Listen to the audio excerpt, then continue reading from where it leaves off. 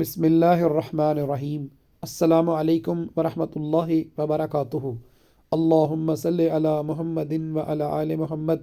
فضائل اعمال، حکایت صحابہ رضی اللہ تعالی عنہم۔ ام المومنین حضرت زینب بنت جحش رضی اللہ عنہ کے حالات۔ یہ حضور اقدس صلی اللہ علیہ وسلم کی پھوپھی زاد بہن ہے۔ ان کا پہلا نکاح حضور صلی اللہ علیہ وسلم نے اپنے متبنہ حضرت زید بن حارثہ رضی اللہ عنہ سے کیا تھا۔ ان کے طلاق دینے کے بعد اللہ جل شانہ نے خود ان کا نکاح حضور صلی اللہ علیہ وسلم سے کر دیا، جس کا قصہ سورہ احزاب میں بھی ہے۔ اس وقت ان کی عمر 35 سال کی تھی۔ مشہور قول کے موافق ذی-قعدہ 5 ہجری میں نکاح ہوا۔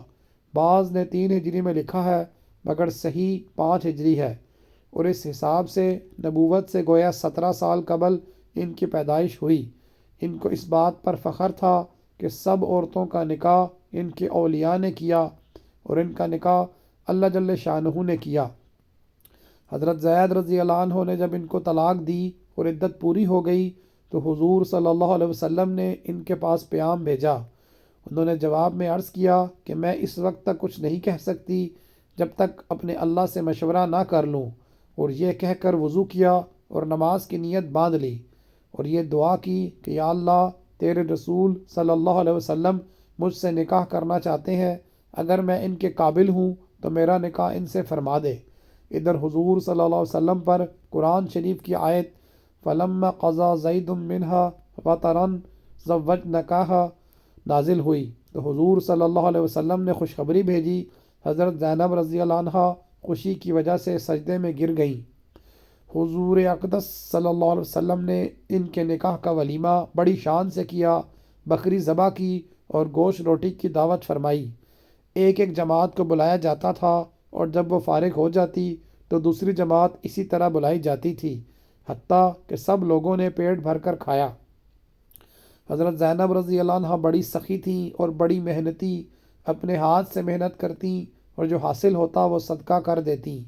انہی کے بارے میں حضور صلی اللہ علیہ وسلم نے ارشاد فرمایا تھا کہ مجھ سے سب سے پہلے مرنے کے بعد وہ ملے گی جس کا ہاتھ لمبا ہوگا۔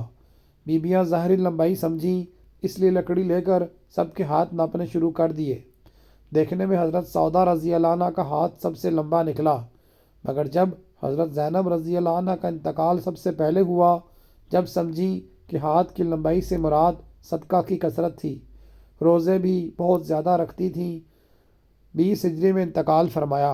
حضرت عمر رضی اللہ عنہ نے نماز جنازہ پڑھائی، 50 برس کی عمر تھی۔ ان کا قصہ اسی باب کے نمبر 10 پر بھی گزرا ہے۔